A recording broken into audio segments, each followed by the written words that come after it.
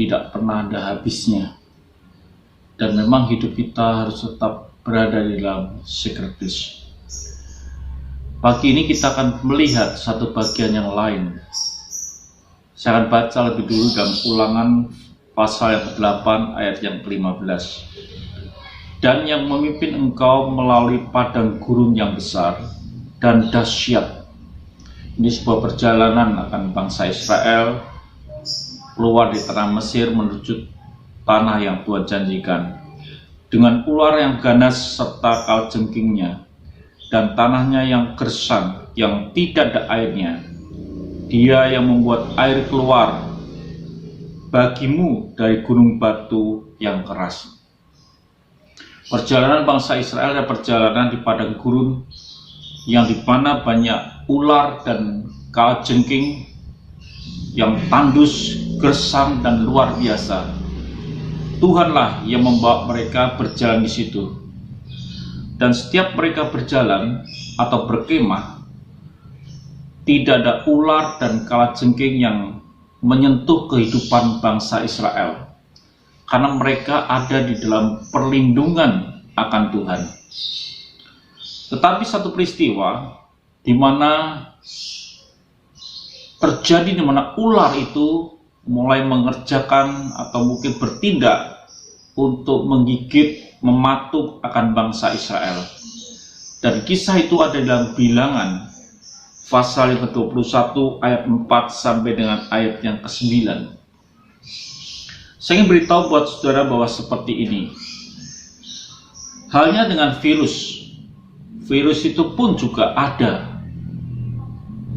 Tapi tidak pernah melakukan sesuatu atau bertindak sesuatu sampai Tuhan itu mengizinkan. Kita akan baca saudara kasih Tuhan akan sebuah firman Tuhan di dalam Bilangan pasal 21. Setelah mereka berangkat dari Gunung Hor berjalan ke arah Laut Tebrau untuk mengelilingi tanah Edom, maka bangsa itu tidak dapat lagi menahan hati di tengah jalan. Lalu mereka berkata melawan Allah dan Musa, "Mengapa kamu memimpin kami keluar dari tanah Mesir, supaya kami mati di padang gurun ini? Sebab di sini tidak ada roti dan tidak ada air, dan akan makanan hambar ini kami telah muak." Satu kondisi hati pemberontakan mereka kepada Tuhan, di mana bangsa Israel memberontak kepada Tuhan. Dia merasa tidak ada air, pada air ada. Dia merasa muak. Dia tidak mau di dalam otoritas Tuhan lagi. Dia meragukan akan pimpinan Tuhan. Dia meragukan akan penyertaan Tuhan. Dia meragukan akan rencana Tuhan. Dan dia merasa tidak puas dengan pemimpinan Tuhan di dalam kehidupannya.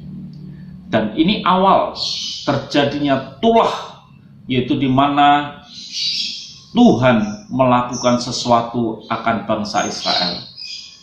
Jadi saudara kasih Tuhan, pemberontakan, meragukan Tuhan, tidak beriman lagi kepada Tuhan itu merupakan kita keluar dari yang disebut dengan the sacred place, keluar daripada tempat perlindungan Tuhan.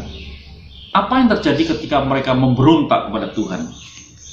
Dikatakan dalam firman Tuhan, lalu Tuhan menyuruh ular tedung ke antara bangsa itu yang memakut mereka, sehingga banyak dari orang-orang Israel mati.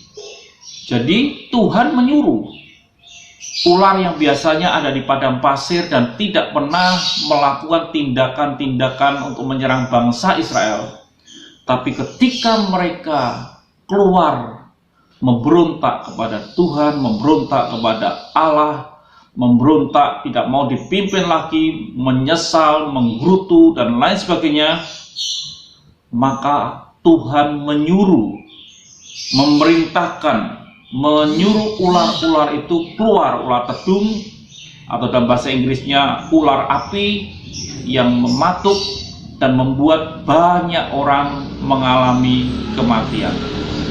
Ini satu kondisi yang serius ketika bangsa Israel memberontak kepada Tuhan. Ular ada, virus ada, semuanya ada. Tapi tidak akan pernah bertindak apa-apa karena ada dalam tudung dan naungan Tuhan. Tetapi kalau orang itu memberontak kepada Tuhan, artinya mereka sedang keluar dari tempat perlindungan. Mereka keluar daripada the sacred place yang dimana bangsa Israel bisa berlindung. Pemberontakan saudaralah yang seringkali kita keluar dari zona Tuhan dan menyebabkan ada malapetaka, baik itu virus, ular, penyakit, dan lain sebagainya. Itu disebabkan oleh pemberontakan, ketidakpuasan, di mana kita tidak mau di dalam otoritas Tuhan. Biarlah dalam kondisi seperti ini, apa yang kita perlu buat? Alkitab katakan dalam firman Tuhan selanjutnya, kemudian datanglah bangsa itu mendapatkan Musa dan berkata, kami telah berdosa sebab kami berkata-kata melawan Tuhan dan engkau. Berdoalah kepada Tuhan supaya dijauhkannya ular-ular itu daripada kami. Lalu Musa berdoa untuk bangsa itu. Saudara kasih Tuhan, jadi pertobatan berarti kita masuk kembali di dalam the sacred yang Tuhan sediakan, the sacred place yang Tuhan sediakan. Hari ini di tengah-tengah kondisi yang seperti ini, ada virus yang belum pernah ada, mungkin belum pernah sudah dengar, dan hari ini sudah dengar, ular tedung yang mereka tidak pernah lihat, lalu bermunculan dan mematuk mereka dan mati karena ada pelanggaran dan kesalahan. Hal yang penting dalam kondisi seperti ini adalah kembali kepada Tuhan dan bertobat untuk kita bisa sampai tenggelam berada di dalam tempat perlindungan Tuhan, the sacred place. Sementara saudara dan saya di situasi seperti ini, izinkanlah kita merendahkan diri di hadapan Tuhan, mengkoreksi hati kita, dan kita bertobat. Maka kita akan ada dalam perlindungan. The sacred place akan menjadi bagian hidup kita.